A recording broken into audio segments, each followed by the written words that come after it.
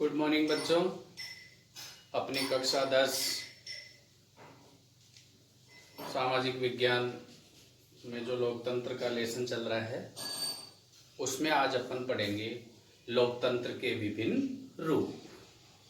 तो आइए देखते हैं आज का अपना लेसन।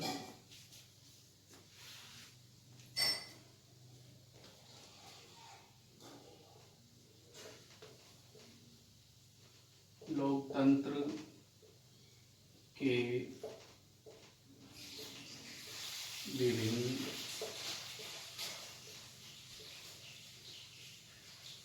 रूप।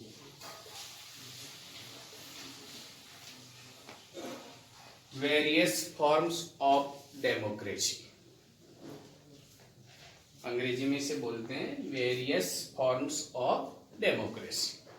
देखो बच्चों, लोकतंत्र के जो विभिन्न रूप हैं वो कौन कौन से पढ़ेंगे अपन। पहले उनके नाम की चर्चा कर लेते हैं, फिर बाद में अपन एक एक का विस्तारित रूप से वर्णन करेंगे।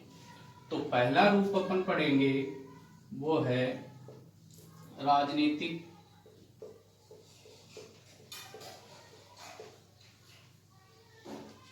लोकतंत्र।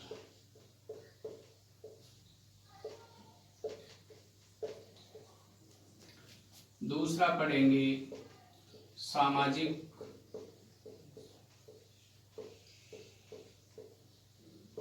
लोकतंत्र।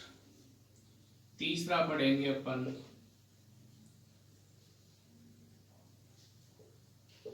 आर्थिक लोकतंत्र। चौथा पढ़ेंगे अपन नैतिक लोकतंत्र। इन चारों के बारे में अध्ययन करेंगे। आज अपन जो अध्ययन करेंगे वो है राजनीतिक लोकतंत्र। राजनीतिक लोकतंत्र के बारे में अपन विस्तार से अध्ययन करेंगे। तो आइए देखते हैं अपन राजनीतिक लोकतंत्र के बारे में।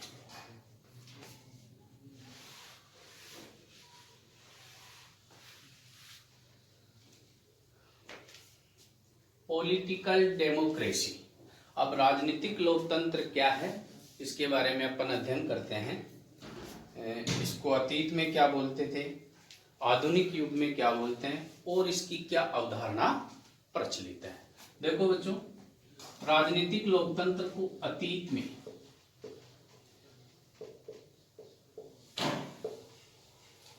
इसे व्यक्तिवादी लोकतंत्र कहते थे।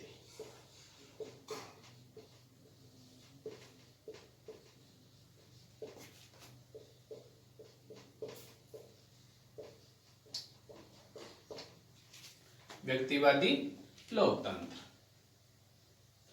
और आधुनिक युग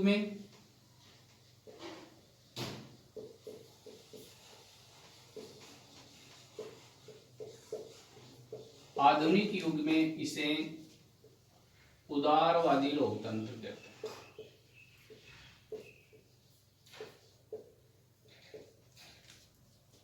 आधुनिक युग में इसे उदारवादी लोकतंत्र कहते हैं। अब आधुनिक युग में उदारवादी लोकतंत्र क्योंकि आधुनिक जो राजनीतिक लोकतंत्र है वो पश्चिमी देश है वहां इसका उद्भव हुआ, प्रादुर्भाव हुआ, जन्म हुआ। तो इसे कभी कभी इस राजनीतिक लोकतंत्र को इसे कभी कभी पश्चिमी लोकतंत्र भी कहते हैं।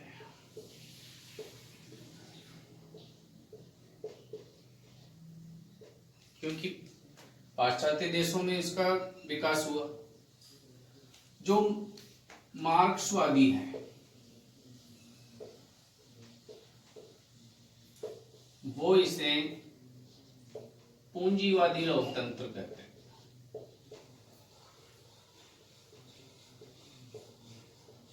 तो ये तो राजनीतिक लोकतंत्र के अतीत में इसको किस नाम से पुकारा जाता था, आधुनिक युग में इसे किस नाम से पुकारते हैं। पश्चिमी देशों के होने के कारण इसे पश्चिमी लोकतंत्र भी कह देते हैं और मार्क्सवादी इसे पूंजीवादी लोकतंत्र के नाम से पुकारते हैं। तो ये तो हो गई राजनीतिक लोकतंत्र की जो प्रचलित नाम है वो। अब हम देखते हैं कि राजनीतिक लोकतंत्र में जो क्या अवधारणा है या राजनीतिक लोकतंत्र के कितने प्रकार है ये हम समझेंगे, या कितने अंग हैं ये भी कह सकते हैं। तो देखो, राजनीतिक लोकतंत्र का जो अर्थ है वो दो प्रकार से हम समझ सकते हैं। राजनीतिक लोकतंत्र का अर्थ या अपन कह सकते हैं प्रकार, वो दो प्रकार से। पहला है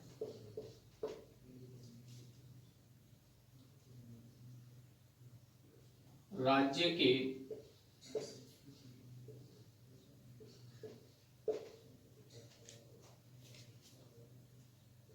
शासन के रूप में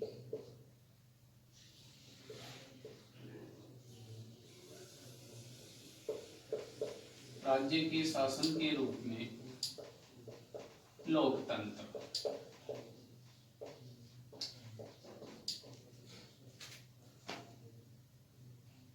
या हम इसे कह सकते हैं राज्य के शासन के रूप में भी चलता है। दूसरा अपन इसकी बात करें तो इसमें हम देखते हैं यहां राज्य के रूप में भी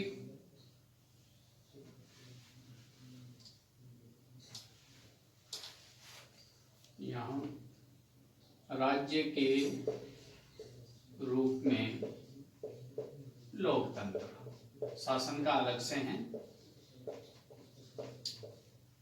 और दूसरा हो जाएगा इसका शासन के रूप में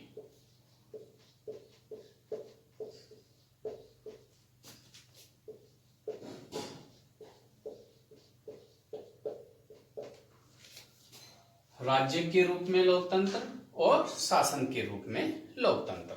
अब देखो बच्चों, अब पहला जो अपना प्रकार है इसके बारे में अपन अध्ययन करते हैं। तो पहले प्रकार में क्या होता है कि राज्य के रूप में लोकतंत्र, इसमें देखिए आप, राज्य के रूप में लोकतंत्र को अपन बोलते हैं लोकतांत्रिक राज्य। राज्य के रूप में लोकतंत्र को हम किस नाम से पुकारेंगे? लोकतांत्रिक राज्य। अब लोकतांत्रिक राज्य है, इसमें क्या होता है कि इसका जो सैद्धांतिक पक्ष है वो चलता है। और सैद्धांतिक पक्ष में यह होता है कि शासन की जो प्रभु सत्ता है, शासन की प्रभु सत्ता,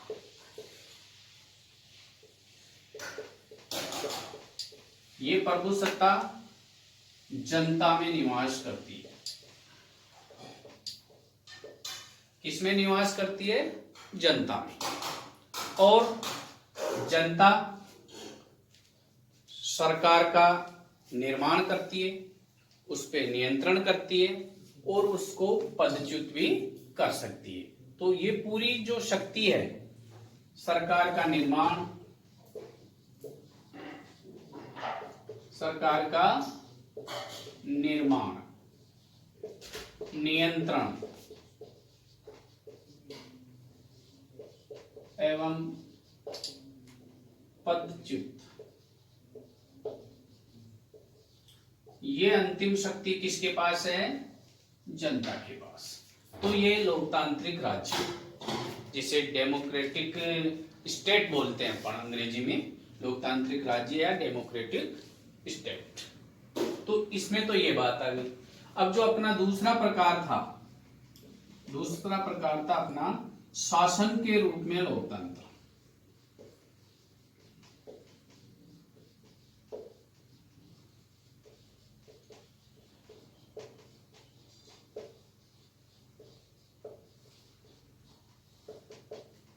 शासन के रूप में लोकतंत्र में इसे क्या पुकारेंगे? लोकतांत्रिक शासन।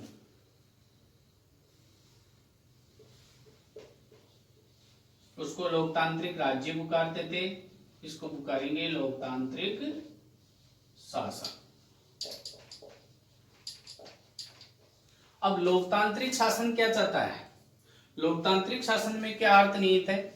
लोकतांत्रिक शासन में जो लोकतांत्रिक राज्य का सैद्धांतिक पक्ष है उसी का व्यावहारिक पक्ष चलता है। इसमें लोकतांत्रिक राज्य के सैद्धांतिक पक्ष का व्यावहारिक पक्ष चलता है। तो यहां अपन लिख सकते हैं लोकतांत्रिक राज्य के सैद्धांतिक पक्ष का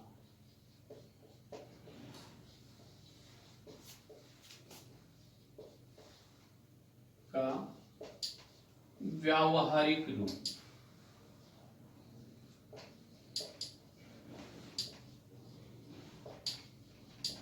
ये इसमें चलता है। तो ये दो प्रकार की जो अवधारणा है राजनीतिक लोकतंत्र के अर्थ के लिए वो चलती है, एक राज्य के रूप में और एक शासन के रूप में। लेकिन दोनों ही प्रकार की अवधारणाएं क्या चाहती हैं? दोनों का जो सार है वो ये है कि दोनों ही प्रकार की अवधारणाएं कानूनी प्रभुसत्ता पर राजनीतिक प्रभुसत्ता का नियंत्रण चाहती है। राजनीतिक लोकतंत्र में दो प्रकार की अवधारणा सामने आई, दो प्रकार का अर्थ सामने आया, राज्य के रूप में लोकतंत्र और शासन के रूप में लोकतंत्र। एक हो गया लोकतांत्रिक राज्य, एक हो गया लोकतांत्रिक शासन। दोनों का निष्कर्ष ये निकला है कि दोनों ही कानूनी प्रभुसत्ता पर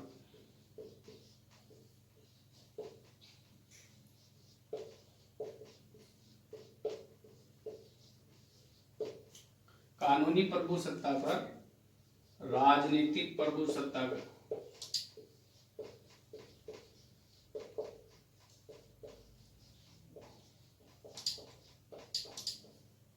कानूनी प्रभुसत्ता पर राजनीतिक प्रभुसत्ता का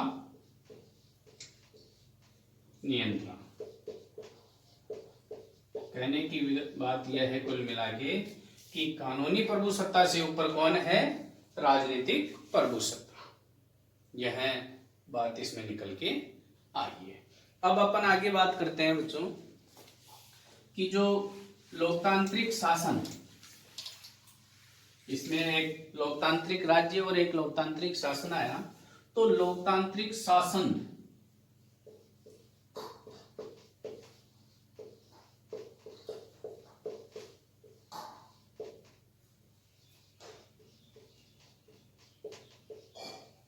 लोकतांत्रिक शासन के उपभेद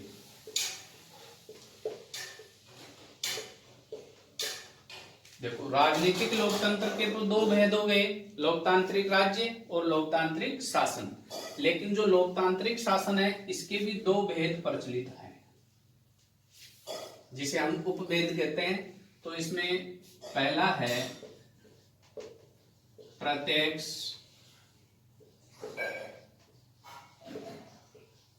या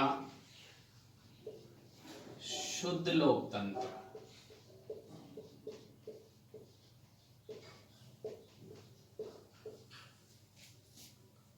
दूसरा है अप्रत्यक्ष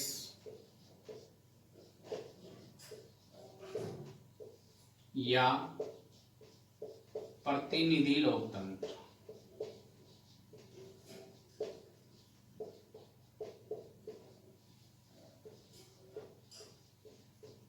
अब प्रत्यक्ष और अप्रत्यक्ष में क्या है, हालांकि आपके किताब या कोर्स में विस्तारित नहीं है, फिर भी मैं थोड़ा सा समझा दूं। प्रत्यक्ष लोकतंत्र में जनता सीधे शासन करती है, डायरेक्ट प्रत्यक्ष रूप से, और अप्रत्यक्ष रूप में जनता अपने प्रतिनिधियों के माध्यम से शासन करती है। तो ये दो प्रकार के लोकतांत्रिक शासन का उपभेद है, दो प्रकार। और आधुनिक युग में जो ये प्रतिनिधि लोकतंत्र है इसके भी दो भेद चलते हैं। प्रतिनिधि या अप्रत्यक्ष बोलते हैं, इसके भी दो भेद चलते हैं। और वो दो भेद हैं, पहला संसदात्मक शासन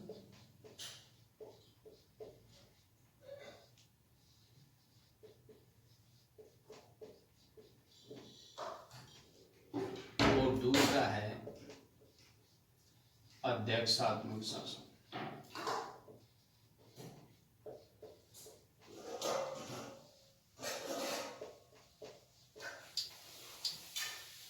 ये चलता है संस्थात्मक शासन और अध्यक्षात्मक शासन।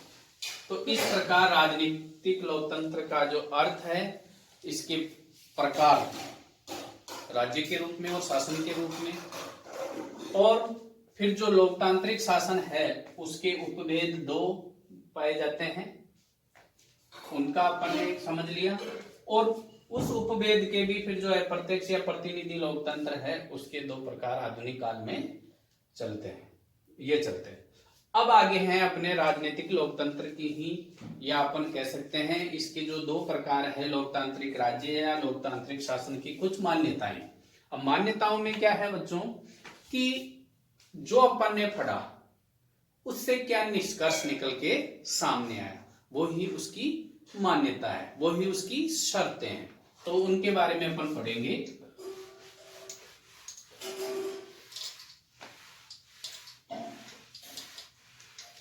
अब है राजनीतिक लोकतंत्र की मान्यताएं।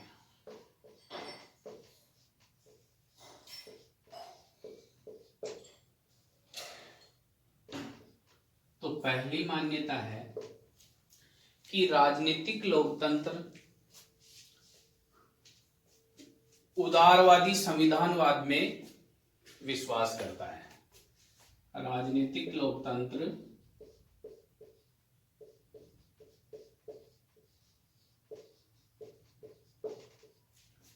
उदारवादी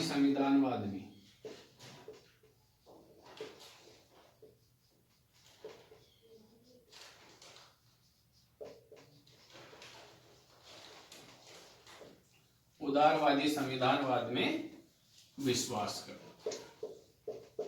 पहली मान्यता। इसकी दूसरी मान्यता है राजनीतिक लोकतंत्र में जो जनता है उसके हाथ में अंतिम शक्ति होती है। तो जनता के हाथ में या जनता के पास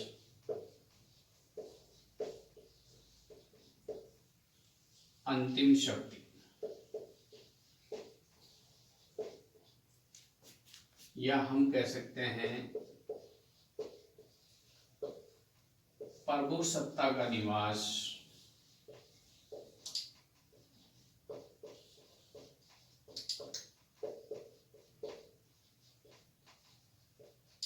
जनता में, प्रभु सत्ता का निवास जनता में। यह बात निकल के आई सामने। पहली बात आई उदारवादी संविधान में विश्वास करते हैं, दूसरी आई जनता के पास अंतिम शक्ति या प्रभु सत्ता का निवास जनता में। तीसरी बात है इसमें कि जनता शासन, या शासन को बोले तो हम शासन को कह सकते हैं सरकार। जनता शासन की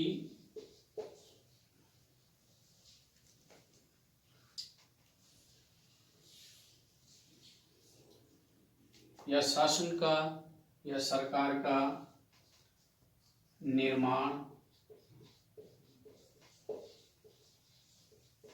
नियंत्रण, जो बातें अपन ने पढ़ी थी वही बातें निष्कर्ष के रूप में निकल के आ रही है। एवं पदच्युति, पद से हटाना,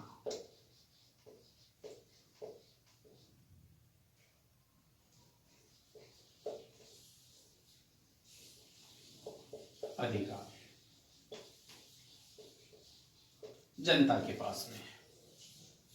दोबारा से देख लो, राजनीतिक लोकतंत्र उदारवादी संविधान में विश्वास करता है, जनता के पास अंतिम शक्ति या प्रभु सत्ता का जो निवास है वो जनता में। तीसरा है जनता शासन या सरकार, शासन बोल दो या सरकार, उसका निर्माण करती है, उस पर नियंत्रण करती है और उसको पद से हटा भी सकती है, पदच्युति का अधिकार भी है। अगला है जो राजनीतिक लोकतंत्र है वो कानूनी प्रभुसत्ता पर राजनीतिक प्रभुसत्ता का नियंत्रण,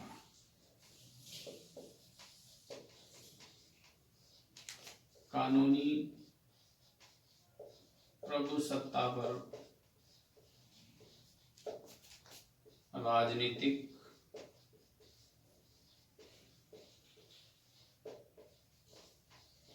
प्रभुसत्ता का नियंत्रण, या हम कह सकते हैं कि कानूनी प्रभुसत्ता से ऊपर राजनीतिक प्रभुसत्ता होगी। ये चार हो गई। पांचवा जो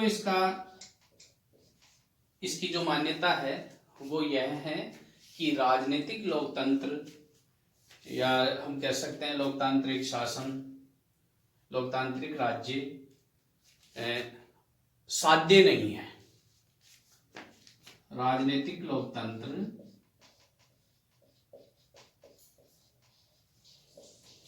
साध्य नहीं है।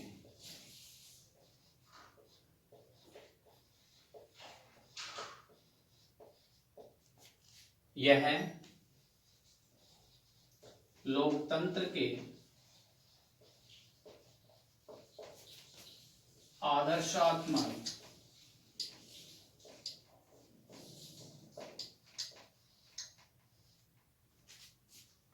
मूल्यों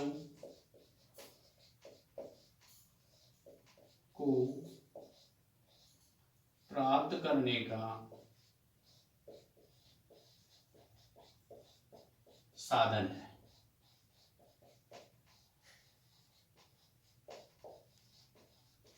दोबारा समझिए, इसकी अंतिम और पांचवी मान्यता यह है कि राजनीतिक लोकतंत्र स्वयं साध्य नहीं है, यह आदर्शात्मक जो मूल्य हैं उनको प्राप्त करने का एक साधन है।